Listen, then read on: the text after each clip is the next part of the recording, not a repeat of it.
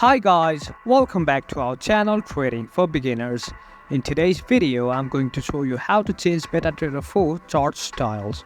So, without further ado, let's jump right into the video.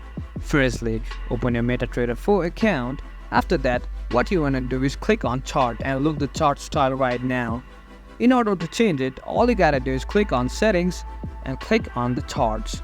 Now there is three options right here. You can choose any of the couple of options left, that is click on line chart or candlesticks. For example, I'll choose candlestick. After you go back and click on chart, as you can see there is candlestick right now. You can choose again to another chart, for example line chart. Now as you can see it is on a line right now. That's how you can change your MetaTrader 4 chart style. That's it for today guys. If you find this video helpful, then don't forget to give thumbs up, comments and feedbacks will be appreciated. Subscribe to our channel and don't forget to hit the bell icon so that I can come up with new videos like this. Until then, have a great time and thank you for watching.